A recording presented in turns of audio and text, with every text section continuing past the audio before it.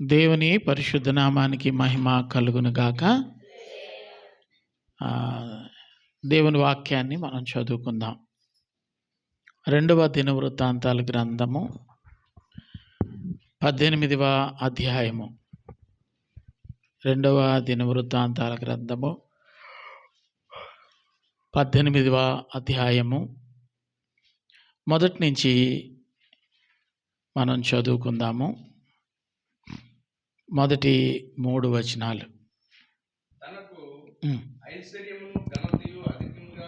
తనకు ఐశ్వర్యమును ఘనతయు అధికముగా కలిగిన తరువాత యెహోషాపాతు ఆహాబుతో 1000 మంది కొన్ని సంవత్సరములు గతించిన మీదట సోమ్రోనులో ఉండు ఆహాబు నొద్దకు పోయెను.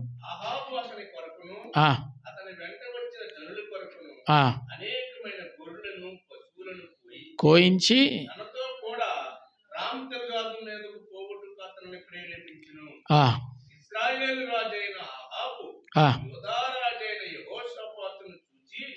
నీవు నాతో కూడా రామ్తిల్గాదునకు వచ్చిదవా అని అడగగా యెహోషాపాతు నేను నీ వాడును, నా జనులు నీ జనులు, మేము నీతో కూడా యుద్ధమునకు వచ్చిదమని చెప్పాను. చాలండి. చక్కటి వేద భాగం ఇది. ఈ భాగంలో ప్రధానంగా ఎవరిని గురించి వ్రాయబడిందంటే యెహోషాపాతును గురించి వ్రాయబడి ఉంది. యెహోషాపాతును దేవుడు ఆశీర్వదించాడు. ఆశీర్వదించి గొప్ప చేశాడు. కలిమి విస్తరించిన తర్వాత యెహోషాపాతు పిల్లలకు పెళ్లి చేయాలనుకున్నాడు. కలిమి విస్తరించిన తర్వాత పిల్లలకి పెళ్ళిళ్ళు చేయాలని అనుకున్నాడు. అన్వేషణలో రాజు కుటుంబాన్నే వెతుకుతూ ఉంటాడు. అంటారు కదా, గంతకు తగ్గ బొంత అన్నట్లు ఎవరి స్థాయికి తగ్గట్టుగా వారు ఆ సంబంధాలు కలుపుకోవాలని ఆశపడుతూ ఉంటారు. ఇక్కడ నేను రాజును కాబట్టి మా అమ్మాయిని రాజు కుటుంబానికే ఇవ్వాలి. అతడు ఒక మాట అనుకుంటే బాగుండునేమో, నేను భక్తుడను కాబట్టి నా అమ్మాయిని భక్తి గలవాడికే ఇవ్వాలి అని అనుకుంటే బాగుండునేమో. సరే, ఎందుకు అలా అంటారు, ఎవరి ఆశలాలకు ఉంటాయి అని మీరు అనొచ్చు. కానీ ఇక్కడ ఐశ్వర్యము ఘనత పెరిగిన తర్వాతట అతడు కుమార్తెను ఎవరికి ఇచ్చాడంటే మారు మనస్సు లేని ఒక రాజు కుమారునికి ఇచ్చాడు. రాజుగారికి ఏం లేదమ్మా, మారు మనసు లేదు, దేవుని మీద ఆధారపడే తత్వం లేదు. కానీ అతడు ఎంచుకున్నది ఏంటంటే అతడు ఒక రాజవంశంలో పుట్టాడు. ఏమండి, ఇజ్రాయేలీలకు రాజుగా ఏలికగా ఉన్నాడు. కాబట్టి అతడు నాకు సరిపోయేవాడే. దేవునికి మహిమ కలుగునగాక. కొన్నిసార్లు మన ఎంపిక మనకి చేత కానప్పుడు మనం ఎవరికి అప్పగించాలంటే ఆ బాధ్యతలు దేవునికి అప్పగించాలి. ఎప్పుడైతే నువ్వు దేవునికి ఆ బాధ్యతలు, నీ ముందున్న బాధ్యతలు అప్పగిస్తావో దేవుడు దాని విషయంలో న్యాయం చేస్తాడు. కొంతమందికి దేవునికి అప్పగించటం రాదు, మనుషుల మీద విపరీతంగా ఆధారపడిపోతూ ఉంటారు. మనుషులు ఎప్పుడు మోసం చేస్తూనే ఉంటారు. దేవుని నమ్మినటువంటి వాడు చెడిపోయినట్లుగా చరిత్రలో లేదు. మనుషులను నమ్మి బాగుపడ్డవాడు కూడా లేడు. అర్థమవుతుందండి? ప్రజలందరూ తంత్రగొట్టులని రాసి ఉంది బైబిల్లో. సరే, ఎందుకో మరి ఈరోజు దేవుని యొక్క వాక్యము ఈ విధంగా సాగుతోంది. కలిమి విస్తరించిన తర్వాత మారు మనస్సు లేని ఒక రాజు కుటుంబంతో అతడు వియ్యమందినట్లుగా ఈ భాగంలో చూస్తాం. మారు మనసు ఉందా లేదా అనేది మనకి చదివితే అర్థమవుతూ ఉంటుంది. పెళ్ళయిన తర్వాత చాన్నాళ్ళకి వియ్యంకుడింటికి బయలుదేరాడు ఈ యెహోషాపాతు. రాజుగారు కదా, తన యొక్క సఫరివార సమేతంగా బయలుదేరి వచ్చినప్పుడు తన వియ్యంకుడే కదా మనం అంటాం, వియ్యంకుడైన ఎవరండి, అహాబు రాజు భార్యతో చెప్పాడు. చప్పట్లు కొట్టి ఎవరక్కడా అన్నాడు. ప్రజలందరినీ సమకూర్చాడు. రుచికరమైన వంటలు వండండి అని చెప్పాడు. మా వియ్యంకుడు ఎంత మంచోడు. నాటుకోడి పులుసు, చేపల పులుసు, బోటు గోంగూర, ఇక రకరకాల తిండి వంటలన్నీ ఎంత చక్కగా, అంటే వియ్యంకుడి యొక్క మనస్సును ఆకర్షించడానికి అతడు ప్రీతికరమైనటువంటి వంటలన్నీ పెట్టి ఓ మాట అడుగుతున్నాడు. బావగారు, నాకు ఒక చిక్కు వచ్చి పడింది.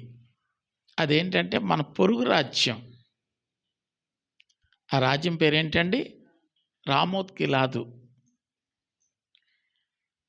అది నాకు కావాలి బావగారు. నేను ట్రై చేస్తున్నాను కానీ వీలు కుదరటం లేదు. మీరు సహాయం చేస్తే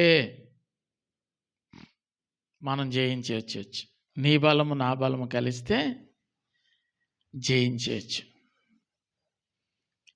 వెంటనే ఈ రాజు ఏమని చెప్పాలంటే, నా దేవుని సెలవు లేకుండా నేను అవునని కానీ కాదని కానీ చెప్పలేను అని చెప్పుండాలి. తిన్న తిండి ఇంకా పూర్తిగా అరగలేదేమో, ఆయనకు ఒక మాట మాట్లాడుతున్నాడు. నా జనులే నీ జనులు, నా రాజ్యమే నీ రాజ్యం, నా సైన్యమే నీ సైన్యం, నా గుర్రాలే నీ గుర్రాలు అన్నాడు. ఈ మాట గతంలో ఎక్కడో మనం ఉపయోగించాం, ఎప్పుడో విన్నాం. ఎప్పుడు విన్నామంటే రూతు గ్రంథంలో విన్నాం.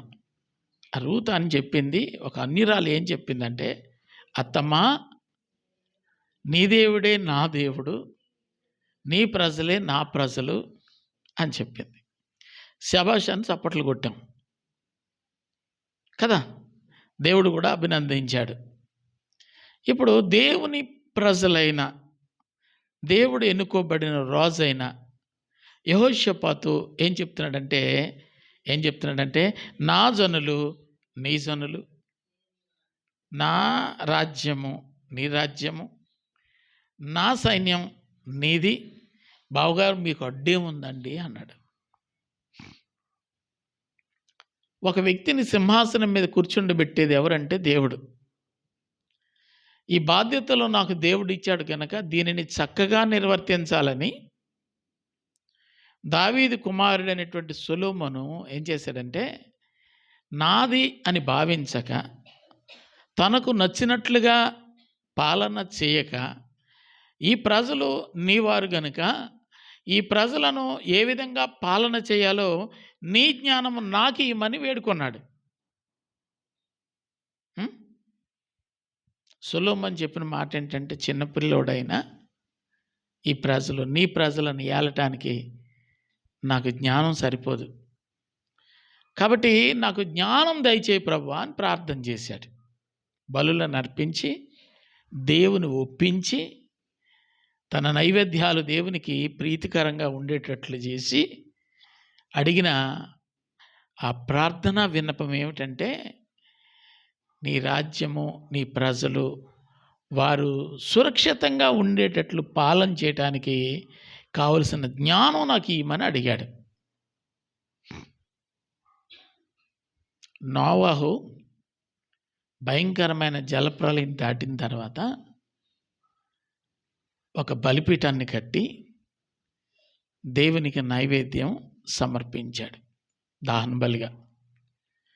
నైవేద్యం దేవునికి సమర్పించిన తర్వాత అది సేవించిన దేవుడు నోవహు యొక్క అర్పణ ఆయన మంత్రముగ్ధుడైపోయాడు, తబ్బిబ్బైపోయాడు దేవుడు. ఆ వంటకం యొక్క సువాసన దేవునికే మైమరిచిపోయేటట్లు చేసింది. వెంటనే దేవుడు ఒక వరం ఇచ్చాడు. అదేమిటంటే, ఇక మీదట నరులను నేను నాశనము చేయను. దానికి ఇదే ఆనవాలు ఆకాశమందు మేఘములో కనిపిస్తున్న ఇంద్రధనస్సు. అది కనిపించినప్పుడల్లా నా వాగ్దానం, నా అభయం నువ్వు జ్ఞాపకం పెట్టుకో అన్నాడు. అందుకే భయంకరమైన వర్షం వస్తున్నప్పుడు ప్రజలు భయపడిపోతూ ఉంటారు, ఇంటి చూర్లు పట్టుకొని ఏలాడుతూ ఉంటారు. వర్షం తగ్గిన తర్వాత మబ్బుల్లో మేఘాల వైపు చూస్తారు. ఇంద్రధనుస్సు ఉంది అంటే మనకి నష్టం లేదు అని అర్థం. ఇంద్రధనుస్సు కనబడలేదు అనుకోండి, ఈ వర్షం పెచ్చిమీరిపోతుందేమోనని పూర్వీకులు భావించేవారు. అది ఎందుకు వస్తుందో ఇప్పటి ప్రజలకు తెలియదు. కానీ ఆదికాండంలో మనం చూసాం కదా, దేవుడు తన వాగ్దానాన్ని, ధైర్యాన్ని ప్రజలకి గుర్తు చేయటానికై ఇచ్చినటువంటి ఆకాశమందు ఒక సూచన. నీ భక్తి దేవునికి నచ్చితే దేవుడు నీకు వరం ఇస్తాడు.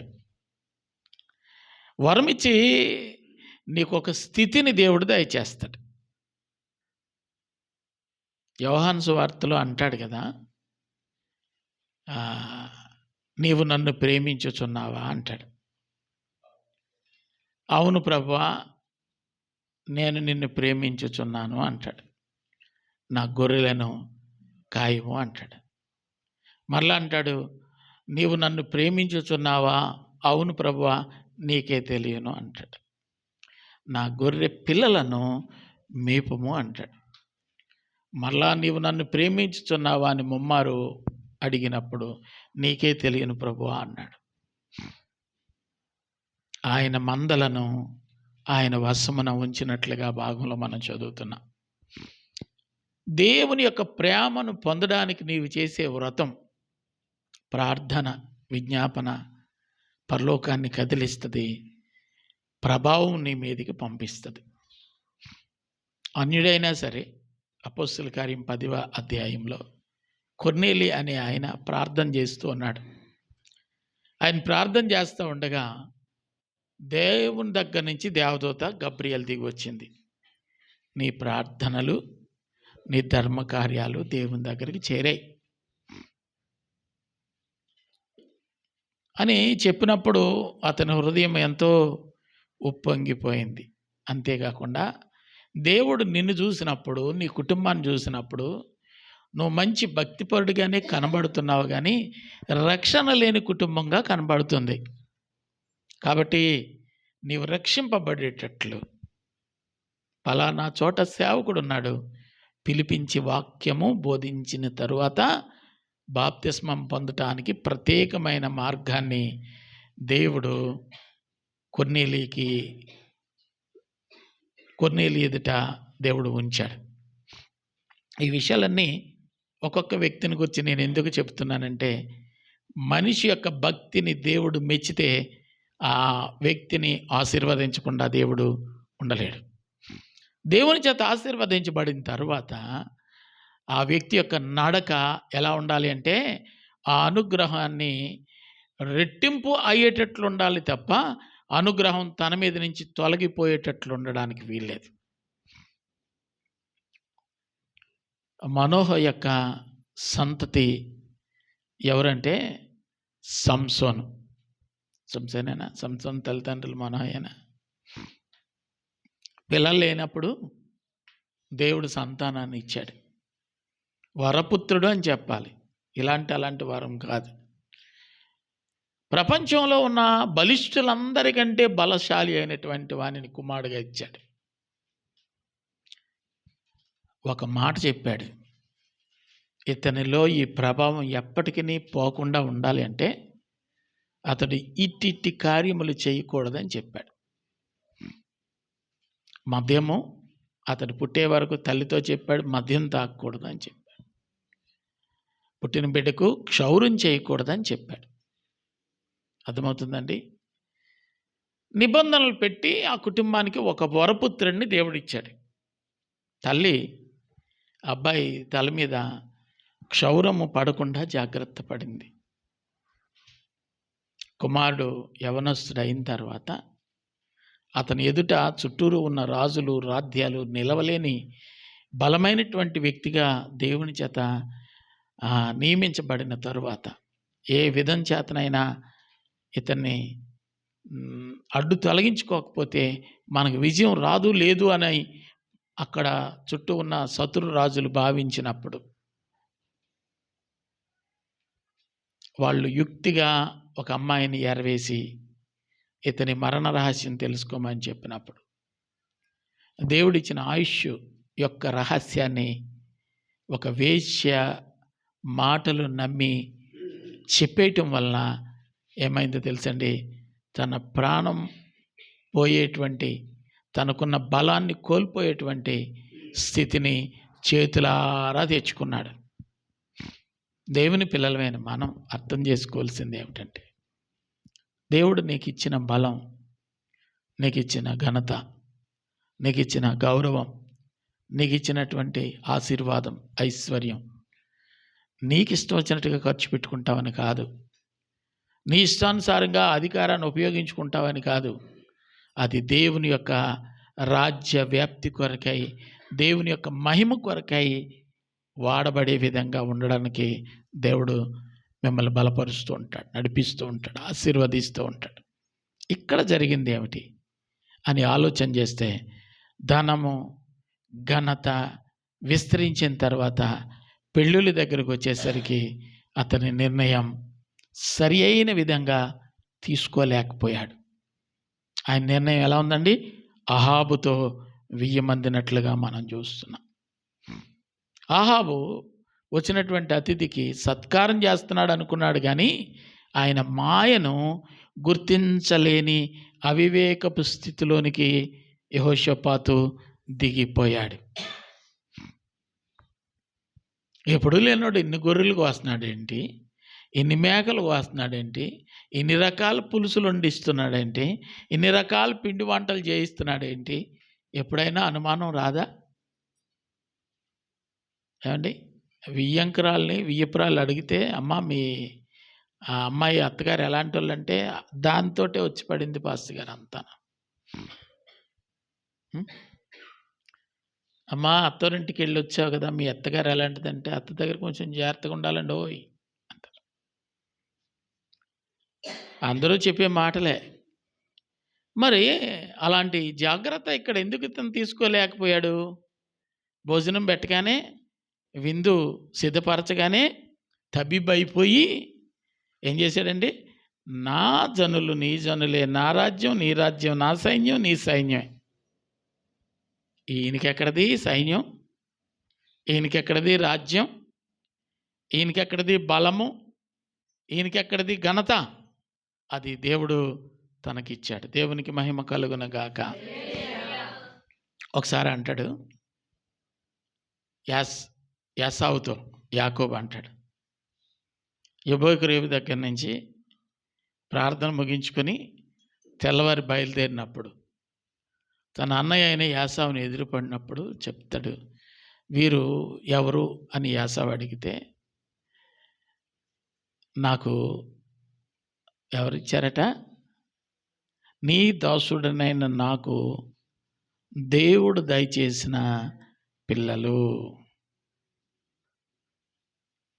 ఇక్కడ దేవుడు దయచేసిన పిల్లలు అని అనకపోతే నష్టం ఏముంది అంటే, అన్న తనను చంపబోతున్నాడని తెలిసి అక్కడి నుంచి వెళ్ళిపోయినటువంటి ఆయన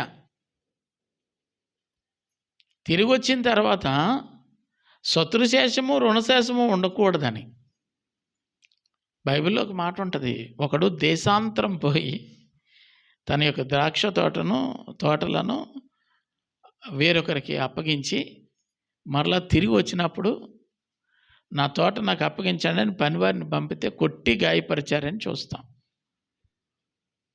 వీళ్ళని ఇలా చేశాడు, కొడుకుని పంపిద్దాం, ఒకవేళ నా కొడుకే కాబట్టి ఇచ్చేస్తాడు అనుకుంటే కొడుకు మరీ ప్రమాదకరం, వీడు వారసుడు, వీడిని చంపేస్తే గొడవ లేకుండా పోద్ది అని కొడుకుని చంపేసినట్లుగా క్రొత్త నిబంధనలో మనం చూస్తాం. ఉపమానాల్లో చెప్పబడిన మాట. ఇప్పుడు ఈ భాగంలో మనం జ్ఞాపకం చేసుకుంటున్నాం. ఏ భాగంలో జ్ఞాపకం చేసుకుంటున్నాము? ఇప్పుడు మనం ఎక్కడున్నామండి? యాసావు చంపితే యాకోబు యొక్క సంతతిని చంపేస్తాడు. అర్థమైందండి? ఎందుకంటే సంతానం లేకపోతే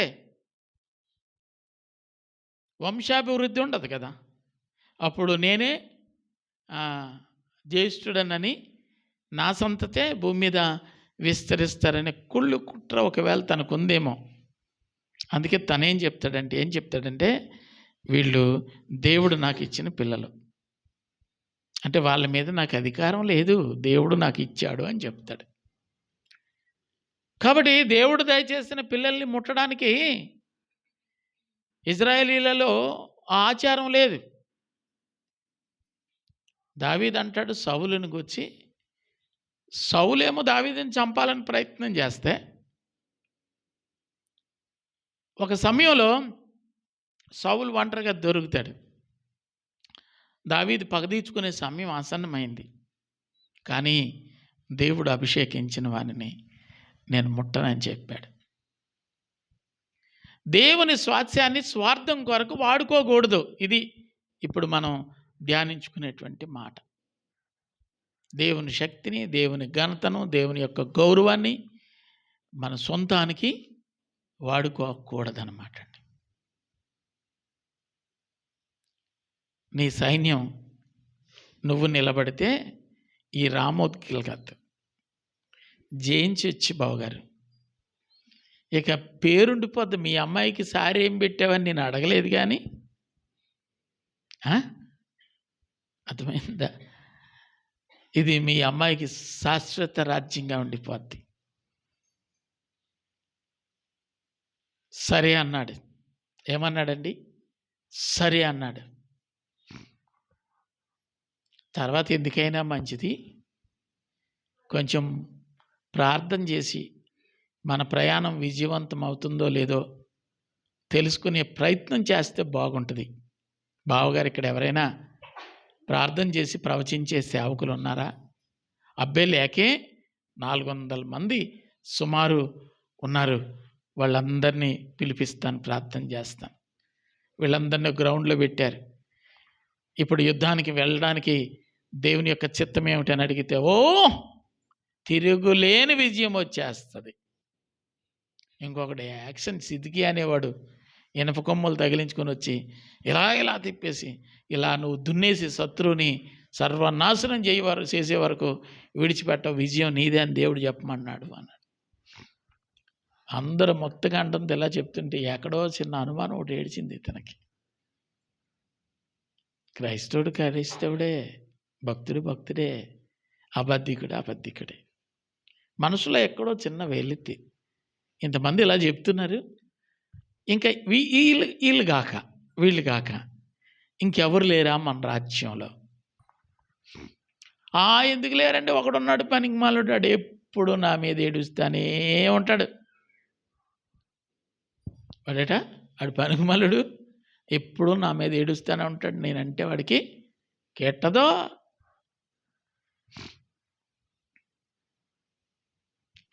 మీ పాస్టర్ గారు ఎలాంటి వాళ్ళని ఎవరైనా మిమ్మల్ని అడిగారు అనుకోండి,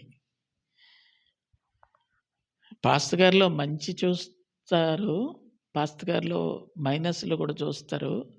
కానీ మంచి చెప్తే కంటే అవకాశం కుదిరింది అన్ని మైనస్లే చెప్దామని, అమ్మో ఆడా, అమ్మ బాబోయ్ చాలా భయంకరుడు, ఇక్కడ అదే చెప్తున్నారు. ఏం చెప్తున్నారటండి? ఆ సేవకుడు మంచోడు కాదు, మా మీద ఎప్పుడు చెడ్డ మాటలే మాట్లాడతాడు. ఆ సేవకుడు మంచోడు కాదు, మా మీద ఎప్పుడు చెడ్డ మాటలే మాట్లాడతాడు. మా మేలు కోరినటువంటి వాడు కాదు. ఎందుకో గాని బావగారు ఒకసారి రప్పిద్దురు. ఒక మనిషికి పంపించాడు ఒక మనిషిని. ఆ వెళ్ళినటువంటి వాడు ఎంత తెలివైనడంటే, ఓయ్ పాస్టరు, రాజుగారి ఆస్థానానికి పిలుపొచ్చింది. రాజుగారు తన వియ్యంకుడు కలిసి యుద్ధానికి వెళ్తారట. దానికోసం రాజు ఏర్పాటు చేసిన 450 మంది ప్రవక్తలు ముక్త కంఠంతో జయమో జయమో అని చెప్పారు. నువ్వు అక్కడికి వచ్చి మారు మాట ఆడకుండా జయమో జయమని చెప్పు, నీకు కానుకలు ఇస్తారు, ఘన సత్కారాలు చేస్తారు. అక్కడికి వచ్చి ఏమైనా తేడా చేసావా మక్కులు ఇరిగిపోతాయి. వార్నింగ్ ఇస్తా ఉన్నాడు. ఈయనంటాడు, యెహోవా జీవంతోడు, ఆయన ఏది చెబితే అదే చెప్తాను కానీ నువ్వు చెప్పమన్నది నేను చెప్పను అంటాడు. ఏదైనా సరే నీకు మంచి బతుకుదామని లేదే. ఒక గడియ నోరు మూసుకొని ఊరుకుంటే ఏమైంది?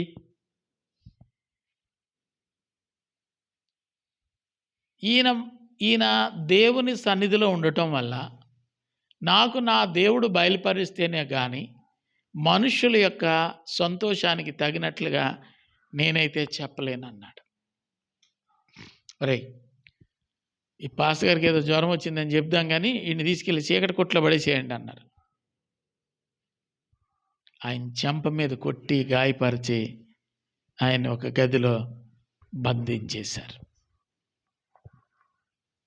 యుద్ధానికి శంఖారావం పూరించారు.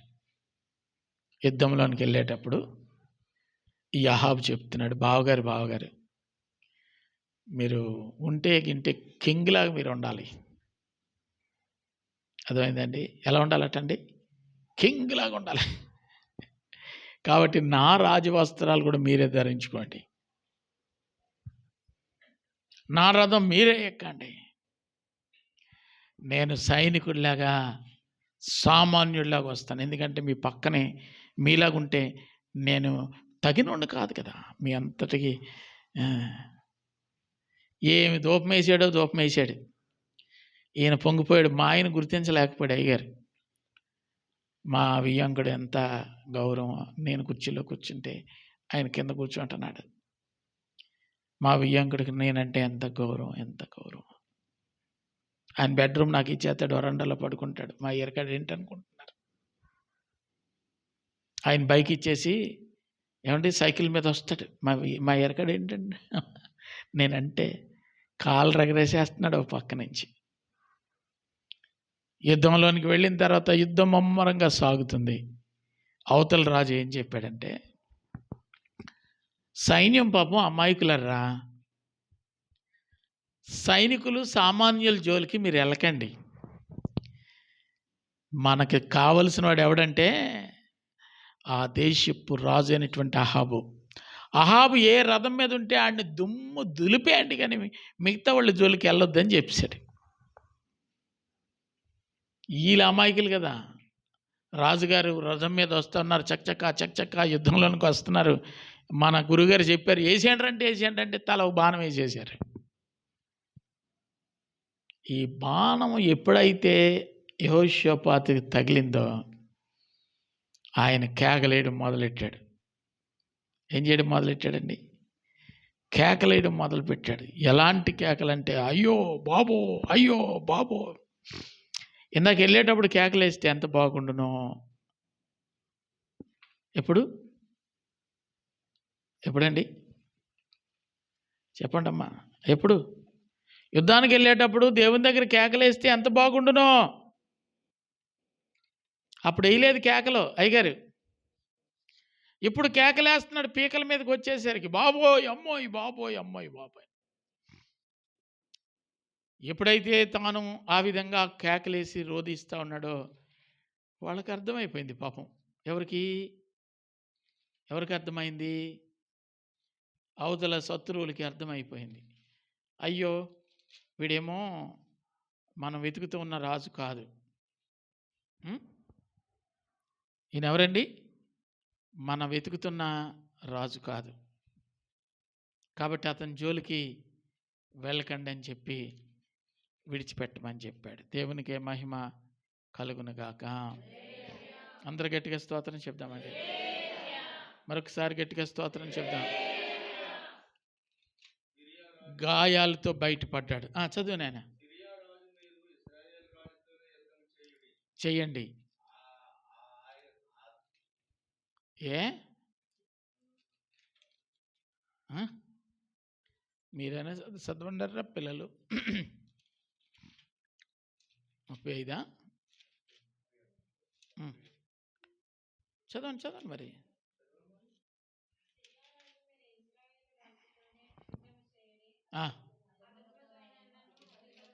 అధములతోనైనాను అధికులతోనైనాను యుద్ధం చేయొద్దు.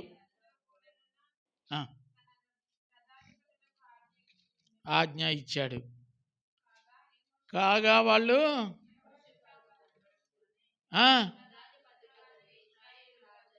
అనుకొని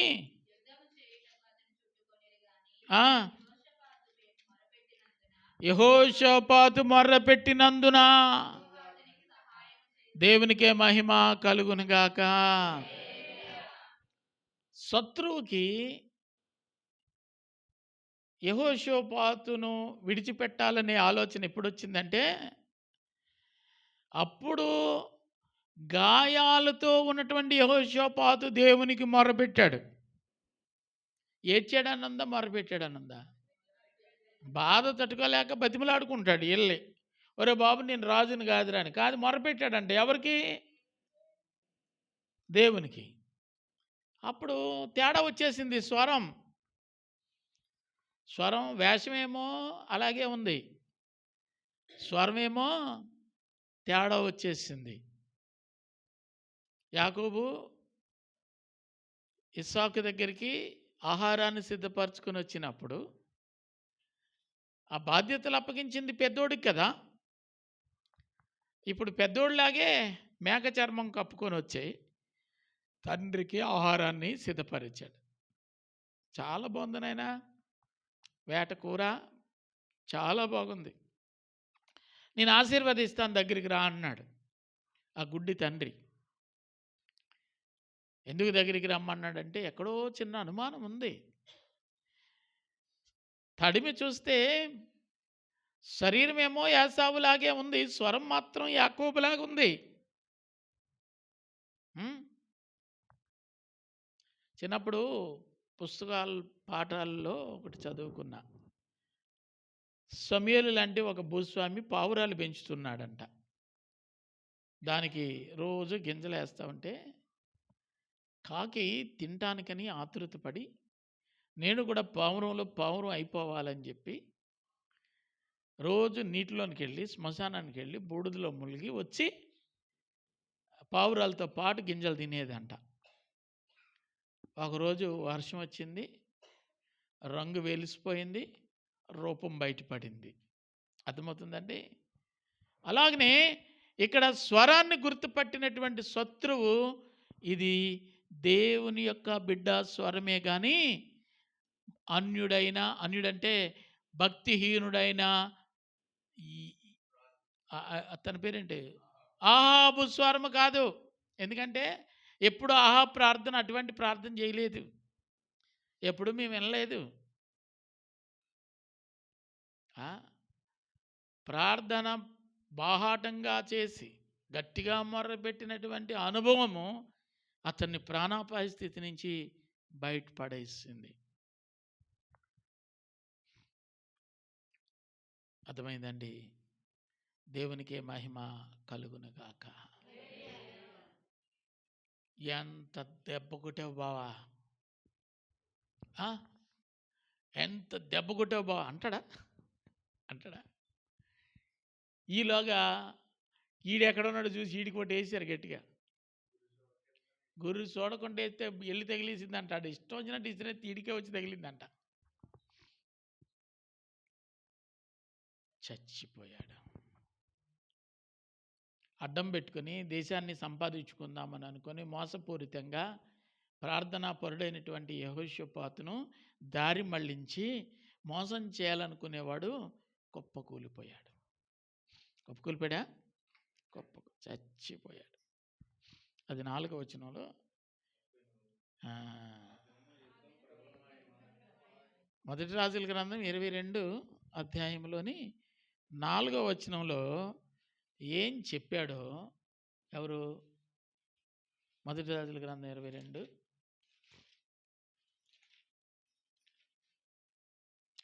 4వ వచనంలో, యుద్ధం చేయుటకు నాతో కూడా నీవు రామోత్ గిలాదునకు వచ్చేదవా అని యెహోషాపాతును అడిగాను. అందుకు యెహోషాపాతు, నేను నీవాడనే అన్నాడు. సరే, అక్కడ ఉంచండి. ఇప్పుడు ఆయన చచ్చిపోయాడు. ఏమన్నాడు? నా జనులు నీ జనులే, నా రాజ్యం నీ రాజ్యమే, నా సైన్యం నీ సైన్యమే. దేవుని సైన్యాన్ని అప్పలంగా అంటగట్టాడు. దేవుని సొత్తు భక్తిహీనుడి ఇంట స్వాస్యముగా ఉంటే దేవుడు ఆ భక్తిహీనుడి యొక్క జీవితాన్ని నష్టపరుస్తాడు అని చెప్పడానికి ఇక్కడ ఏమైందో తెలుసండి? మటాష్ అయిపోయిందా? సరే, ఈ అహాబు కొడుకున్నాడు. అర్థమవుతుందండి? అహాబు కొడుకు. 49వ వచనం చదవండి.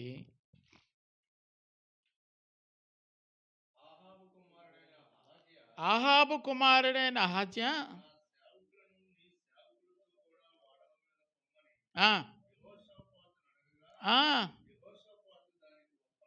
చాలండి. ఆ ముందున్న వచనంలో యెహోషాపాతు ఏం చేస్తాడంటే, ఒక మాట 48లో, బంగారం తీసుకురావడానికి ఓఫీర్ దేశమునకు పోవుటకు తర్షీషు వాడలను కట్టింపగా ఆ వాడలు బయలుదేరక బద్దలేసిపోయినాయి. కృప తొలగిపోయిన తర్వాత ప్రయత్నాలన్నీ విఫలమైపోతాయి తప్ప సఫలం అవ్వవు. సంసోను మీద నుంచి దేవుని యొక్క అభిషేకం తొలగిపోయిన తర్వాత యథావిధిగా నాకు బలం ఉందనుకొని ఎప్పటి అట్లు విరజిమ్ముదును అనుకునేను అని రాస్తుంది అందులో. కానీ బలహీనుడైనందువలన, తన తల వెంట్రుకలు కత్తిరించినందువలన బలహీనుడు కాగా బలం ఉందనుకున్నాడు, మోసపోయాడు, శత్రువుల యొక్క చేతిలో చిక్కుపోయాడు. ఈ భాగంలో చూస్తే ఇందాకే దెబ్బతిన్నాడు, వియ్యంకుడు మాట ఆలకించి దెబ్బతిన్నాడు. ఇప్పుడు మరలా ఇంకొక రాజ్యానికి సంబంధించి కానీ తన వ్యక్తిగత విషయాల్లో కానీ ఏదైనా చేయాలని అనుకున్నప్పుడు అతడు చేయాల్సిన పని ఏంటంటే, ప్రభువా ఈ నా ప్రయత్నం నీ చిత్తమా కాదా అని ప్రార్థన చేయాలి. చెయ్యకుండానే అక్కడ బంగారం దొరుకుతుంది తీసుకొని రావడానికి వాడళ్ళు పురమాయించుకున్నాడు. సముద్ర మార్గము గుండా వెళ్ళి డబ్బుతో మనం ఏమైపోతామండి చెప్పండి? కోటీశ్వరులు అయిపోతాం. అక్కడ ఏం దొరుకుతుంది? బంగారం దొరుకుతుంది. ప్రయత్నం చేసి పంపిస్తే వాడల మధ్యలో బద్దలేసిపోయినాయి. అప్పుడు అల్లుడు వచ్చి అంటాడు, అహాబు కుమారుడు అని రాసిందా? అహాబు కుమారుడైన అహజ్యా అని రాసింది. ఆగండి. అహాబు 1000 మంది అని అన్నాడు కదా, యెహోషాపాతు 1000 మంది అడు కదా. అంటే యెహోషాపాతు కుమార్తెను ఎవరికి ఇచ్చాడు? అహాబు కుమారుడికి ఇచ్చాడు కదా. ఆడు చచ్చిపోయాడు. ఎవడు? వియ్యంకుడు చచ్చిపోయాడు. అల్లుడు ఉన్నాడు. ఇప్పుడు అల్లుడు అంటాడు, మాంగారు మీ వాడలు పగిలిపోయినాయి, నా వాళ్ళ మీ సైన్యాన్ని నా సైన్యాన్ని పంపించేద్దాం, పని ఏం ఆగదు కదా అన్నాడు. మీ బాబు మాటిని నాకు గుణపం ఎంత దిగబడింది యుద్ధంలో, ఇక నీ మాట వింటే ప్రాణమే పోయేటట్టుంది, చావనైనా చస్తాను, నష్టమైనా పోతాను, కానీ మీకు మీ సహవాసానికి నమస్కారం రా అన్నాడు. పంపలేదట. పంపించాడా? పంపలేదు. దేవుని యొక్క బిడ్డకి దెబ్బ తగిలితే ఏం రావాలంటే మారు మనసు రావాలి. ఈ కష్టానికి కారణం పసిగట్టగలగాలి. అప్పుడే రెండవసారి ఉరిలో పడిపోకుండా తనను తాను తప్పించుకుంటాడు. దేవుడు ఒక అవకాశం ఇస్తాడు. ఒక గాయం, ఒక శిక్ష కొరకు, రక్షణ కొరకు, మార్పు కొరకు. ఇక ఎన్ని దెబ్బలైనా తినడానికే నువ్వు ఇష్టపడితే ఆ దెబ్బలు నిన్ను ఎక్కడికి తీసుకుని వెళ్తాయి అంటే మరణానికి అప్పగిస్తాయి. జాగ్రత్త పడ్డాడు యెహోషాపాతు. అదే కదా రాయబడి ఉంది. ఒప్పలేదు. 49వ వచనంలో ఒప్పలేదు. దేవుని పిల్లలం దేవుడు ఏది చెబుతాడో అది మాత్రమే చేయాలి, కానీ దేవుడు చెప్పని దాని వైపు పరుగులు తీయడానికి వీల్లేదు. అది మనకు అప్పగించిన పని కాదు. మరొక రాజు గురించి 2 మాటలు జ్ఞాపకం చేసి నేను ముగిస్తాను. 2వ దినవృత్తాంతాల గ్రంథం 35వ అధ్యాయం 20వ వచనం నుండి 24వ వచనం వరకు ఉన్నటువంటి భాగాన్ని మనం చదువుకో. అయ్యో, 2వ దినవృత్తాంతాల గ్రంథము 35వ అధ్యాయము 20వ వచనం నుంచి. ఇదంతయు అయిన తరువాత యోషియా మందిరమును సిద్ధపరిచినప్పుడు ఐగుప్తు రాజైన నెకో యూఫ్రటీసు నది యొద్దనున్న కర్కెమీషు మీదికి దండెత్తి వెళ్ళుచుండగా.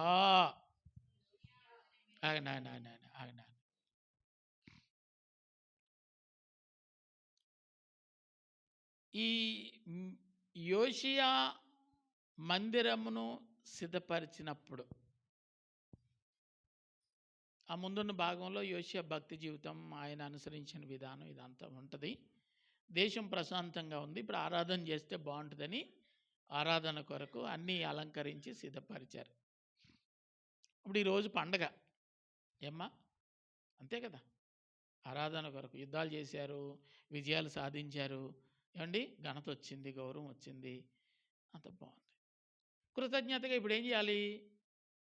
పండగ హడావిడిలో ఉన్నారు. ఇప్పుడు ఏమండి, మన ఊర్లో పండగ హడావిడిలో ఉన్నారు. పక్క రాజు, ఐగుప్తు రాజు ఎవరి మీద కట్టండి? కర్కెమీషు అనేటువంటి దేశం మీదకి యుద్ధానికి వెళ్తున్నాడు. వాళ్ళే కొట్టుకుంటున్నారు. నీకెందుకు? తెలివితేటలు ఏమైపోతాయంటే వాళ్ళు వెళ్ళి వాళ్ళతో యుద్ధం చేస్తున్నారు, మనం వెళ్ళి వీళ్ళతో యుద్ధం చేస్తే అటు వాళ్ళతో చేస్తాడా మనతో చేస్తాడా? బలహీనుడు అయిపోతాడు. కాబట్టి విజయం చాలా సులువుగా వచ్చేస్తుంది. ఆ దేశం మన వశంలోనికి వచ్చేస్తుంది. శత్రువు ఎప్పుడు ఏం చేస్తాడంటే మనం బలహీనంగా ఉన్నప్పుడే యుద్ధం చేస్తాడు. మనం బలంగా ఉంటే రావడానికి భయపడతాడు. మన బలహీనతలు అంచనా వేస్తుంటాడు ఎప్పుడు. ఆడెళ్ళి ఆడితో యుద్ధం చేసుకుంటే నీకెందుకండి? అర్థమైందా? అతని పేరేంటండి? నెకో యూఫ్రటీసు నది మీదనున్న కర్కెమీషు మీదకి దండెత్తి వెళ్ళుచుండగా. తెలంగాణ వాళ్ళకి మనకి నీటి పోరాటం లాగా నది మీద ఉన్న వాళ్ళకి వీళ్ళకి యుద్ధాలు ఏంటంటే, మీరు ఎత్తు ఎక్కువ కట్టేస్తున్నారు అంటారు, ఎత్తు తగ్గించి కట్టేయాలని అంటారు కదా. మాకు నీరు రావట్లేదు, పంటలు ఇదే కదా యుద్ధం అనుకుందాం కొంతసేపు. వాళ్ళకి వీళ్ళకి యుద్ధం. ఏదో ఆళ్ళు కొట్టుకుంటే నీకు వీలైతే సమాధానం పెట్టు, కానీ ఇదే సమయం చూసి వాళ్ళతో యుద్ధం చేయాలని అనుకున్నాడు ఇతను. చదువుదామండి. 21వ వచనంలో అంటాడు, ఆ నెకో అతని యొద్దకు రాయబారులను పంపి, ఎవరి యొద్దకు?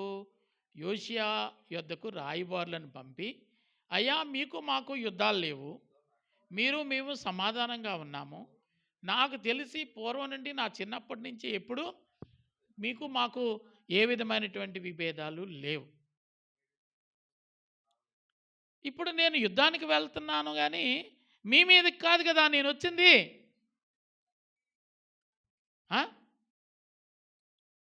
నేడు నీ మీదకి నేను రాలేదు. దేవుడు త్వర చేయమని నాకు ఆజ్ఞాపించాడు కనుక దేవుడు నాతో ఉన్నాడు, నేను యుద్ధానికి వెళ్తున్నా.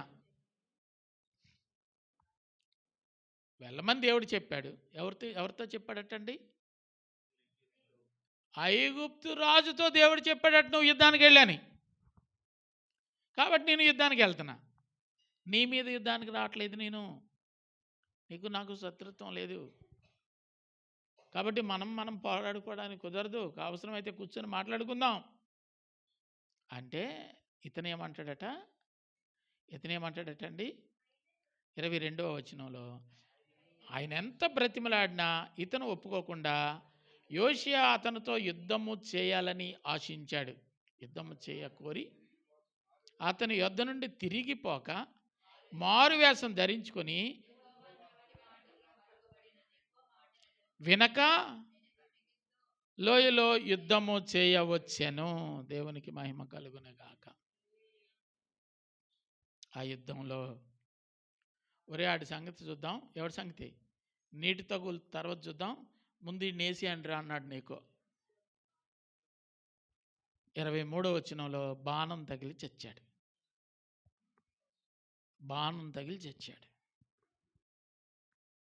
అర్థం చేసుకోవాలి దేవుని పిల్లలమైన. దేవుడు నీకు అప్పగించలేనిది ఏ పని నువ్వు చేయకూడదు. దేవుడు నీకు ఏ బాధ్యత అప్పగించాడో అది మాత్రం మానకూడదు.